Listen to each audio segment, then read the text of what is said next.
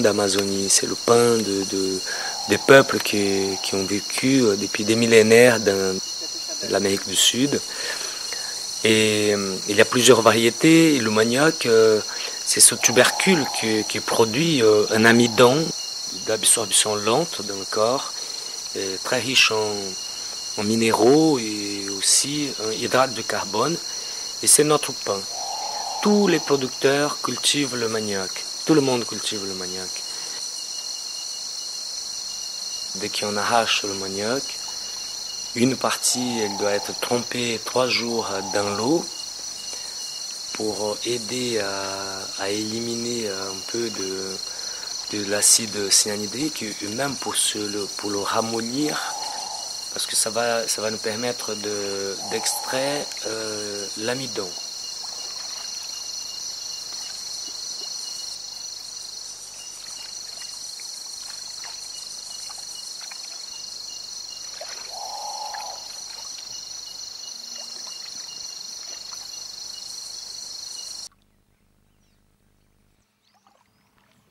Quand elle est trempée pendant ces 3 jours, elle élimine tous les acides toxiques qu'il y a dans la racine.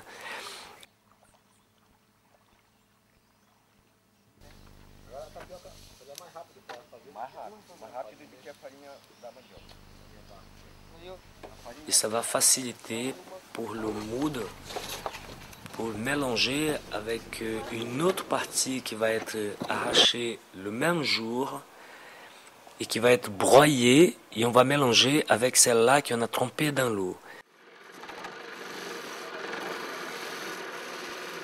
Et dans ce processus de fabrication, le manioc, après enlever la peau et le laver, elle va être triturée ici, mélangée avec un peu de manioc qui était trempé. Après ça, il va passer dans le tipitique, c'est le pressoir de manioc. C'est aussi un instrument millénaire qui est fait avec la paille de Guarumã.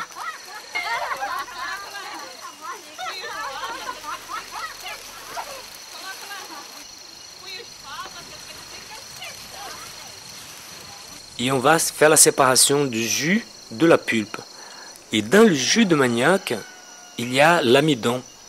Cet amidon, après, on va passer dans un tamis et on va le torréfier et on va faire le tapioca soufflé qu'on commercialise ici en Europe.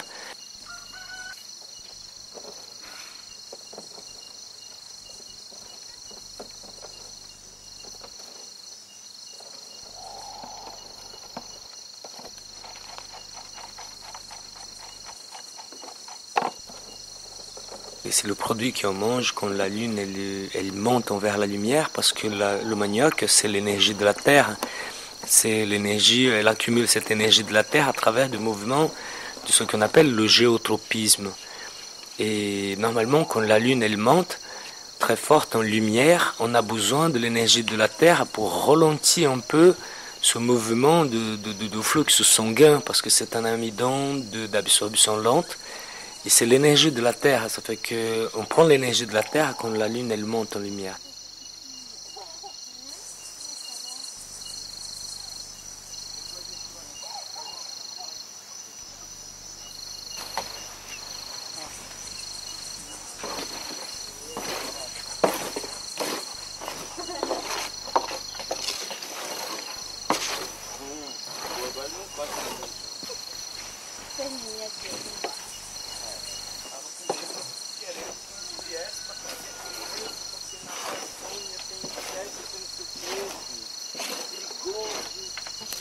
Faz pouco, olha aí, tá sempre regando lá.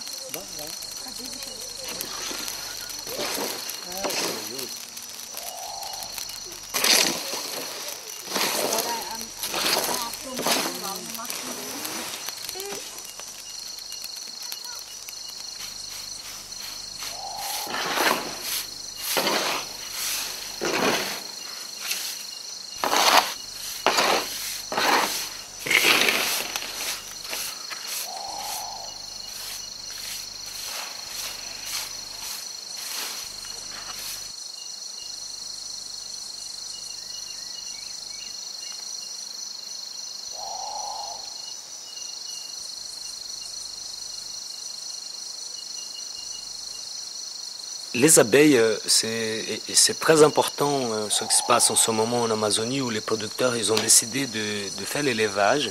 Ce n'est pas des abeilles comme ici, c'est des abeilles qui sont plus petites. Ici, c'est des mellifères, Apis mellifera. Hein. Et là, c'est des mellipones. Ils ont un comportement différent, ils n'ont pas de dard.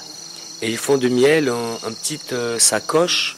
Et ils travaillent à l'horizontale, le contraire des abeilles qui travaillent à la verticale ici. Et ces abeilles, ils pollinisent les orchidées, les broméliacées, ils font un miel très liquide, très riche en propolis. Et on l'utilise pour se soigner des problèmes de gorge, la toux, les grippes et tout, etc. Et ce miel, il correspond aussi à une source de revenus pour les familles. Et en même temps, le résultat écologique, c'est que ces abeilles dans la nature, elles sont menacées par des abeilles africaines qui étaient amenées là-bas pour les chercheurs. Et après, ils sont partis dans la nature et ils tuent les essaims de ces petites abeilles pour manger le miel. Et quand ils sont proches de la maison, les abeilles africaines, elles n'attaquent pas. Ça fait qu'aujourd'hui, on est en train de préserver ces espèces d'abeilles aussi. Et en même temps, les abeilles, c'est très, très symbolique. Il faut leur préserver, garder, parce qu'on a besoin des abeilles pour la pollinisation et le miel autant que source d'aliments déjà pour la communauté, parce que le tout début, on n'a pas fait ça pour vendre, mais pour pouvoir s'y nourrir. On mange du miel avec la semoule de manioc, le flocon de tapioca, c'est délicieux. Ça, c'est un repas pour nous. Já corresponde a benefício para a comunidade e uma economia para a família. Em vez de gastar R$180 de óleo de soja lá fora, ela vai gastar só 90. E é melhor para a saúde do que o óleo de soja, que o óleo de soja cultivado, conservador, adubo químico.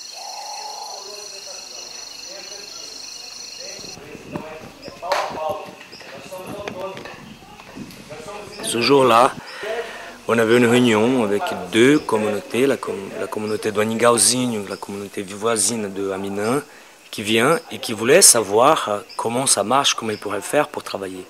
Et là, je l'ai expliqué comment ça marche le projet, qu'on produit pour se nourrir et on commercialise l'excédent. On ne va pas produire pour vendre, pour aller acheter à manger dans le commerce et qu'on est capable de faire nous-mêmes nos propres commerces, qu'on est capable de créer une coopérative, de faire une entreprise et dire ben voilà, on fait partie de l'économie parce qu'on a les produits, on veut commercialiser les produits et que...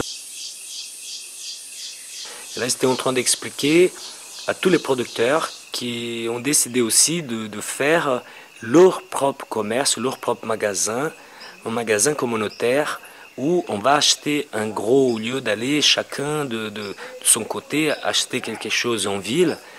Eux, maintenant, vont acheter groupés parce qu'ils vont acheter groupés, ils vont acheter directement d'autres producteurs et eux aussi vont éliminer les intermédiaires.